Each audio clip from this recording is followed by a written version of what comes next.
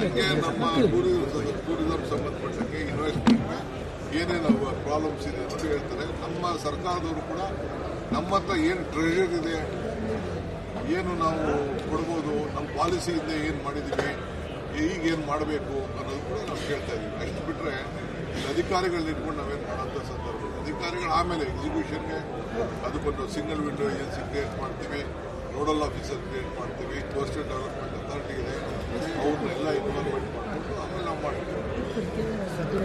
ಯಾರು ಆಫೀಸರ್ ತೀರ್ಮಾನ ಮಾಡೋದು ಯಾರು? PWD ಎಲ್ಲ ಮಾಡೋಕ್ಕಾಗ್ತದ? ಟೂರಿಸಂ ಅವರೇ ಮಾಡ್ತಾರೆ. ಇದ್ದಾರೆ ರಾಜ್ಯ ಮಟ್ಟದ ಕಮಿಷನರೇ ಇಲ್ಲಿ ಬಂದಿದ್ದಾರೆ. ಇನ್ನೊಂದು ಸ್ವಲ್ಪ ಹೊತ್ತು ಮಿನಿಸ್ಟ್ರೇ ಬರ್ತಾರೆ. ಯಾರು ಸಂಬಂಧಪಟ್ಟ ನಾನೇ ಒಬ್ಬ ಸರ್ಕಾರದ ಪ್ರಮುಖನಾಗಿ ನಾನಿಲ್ಲಿದ್ದೀನಿ. ನಮಗೆ ಅಲ್ಲಿ ಡಿಸ್ಟ್ರಿಕ್ಟ್ ಮಿನಿಸ್ಟರ್ಸ್ ಎಲ್ಲ ಇದ್ದಾರೆ, ಎಲ್ಲ MPs ಬಂದಿದ್ದಾರೆ. ಕಟಿಂಗ್ ಅಕ್ರಾಸ್ ಪಾರ್ಟಿಲಿ ಆಲ್ MPs ಬಂದಿದ್ದಾರೆ, ಆಲ್ MLAs ಬಂದಿದ್ದಾರೆ. ನೀವೇ 3 ಜನ MPಗಳು ನೋಡಿದ್ರಿ. ಕೋಟಾ ಪೂಜಾರಿ ಅವ್ರು ನೋಡಿದ್ರಿ, ಚೋಟಾ ನೋಡಿದ್ರಿ, ಕಾಗೇರಿ ಅವ್ರು ನೋಡಿದ್ರಿ. ಸೊ ಎಲ್ಲ ನಮ್ಮ MLAs ಬಂದು ಅವರ ಪರವಾಗಿ ಅಭಿಪ್ರಾಯಗಳು ಕೊಡ್ತಾ ಇದ್ದಾರೆ. ಇನ್ನು ಯಾರು ಕೇಳಿದ್ರು ನಾವು ಮಾತಾಡಕ್ಕೆ ಹೋಗ್ಬೇಕು. ಸರ್, ಈಗ ಕೋಸ್ಟಲ್ ಡೆವಲಪ್ಮೆಂಟ್ ಮಾಡುವಾಗ ಮೀನುಗಾರರಿಗೆ ಸ್ಥಳೀಯ ಮೀನುಗಾರರಿಗೆ ಅದೆಲ್ಲ ಗಮನದಲ್ಲಿ ಇಟ್ಕೊಂಡೇ ನಾವು ತೀರ್ಮಾನ ಮಾಡ್ತೀವಿ.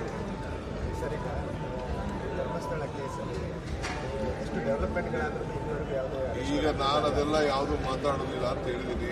I will not deviate my programme. ಈಗ ನಂದೇನಿದ್ರು ಇಲ್ಲಿಗೆ ಮಂಗಳೂರು, ದಕ್ಷಿಣ ಕನ್ನಡ ಜಿಲ್ಲೆ, ಉಡುಪಿ, ಕಾರವಾರ ಮತ್ತು ನಮ್ಮ ಏನು ಪಕ್ಕದಲ್ಲಿರುವಂಥ ಮಲೆನಾಡು ಪ್ರದೇಶ ಇದೆ, ಅಲ್ಲಿ ಬಂಡವಾಳ ಬರಬೇಕು, ಉದ್ಯೋಗ ಸೃಷ್ಟಿಯಾಗಬೇಕು.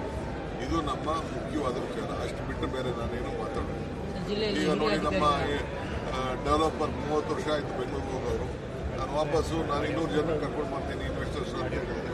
ಹಂಗೆ ಅದಕ್ಕೆ ನಾವು ಏನೇನು ಬೇಕೋ ಅದಕ್ಕೆ ಇನ್ವೆಸ್ಟರ್ಸ್ ಬರ್ಬೇಕಾದ್ರೆ ಸುಮ್ಮನೆ ಬರ್ತಾರ? ಅವ್ರು ಏನಾದ್ರು ಒಂದು ಅಟ್ರಾಕ್ಟಿವ್ ಇನ್ಸೆಂಟಿವ್ಸ್ ಕೊಡಬೇಕು. ಆ ವಿಚಾರದಲ್ಲಿ ಇವತ್ತು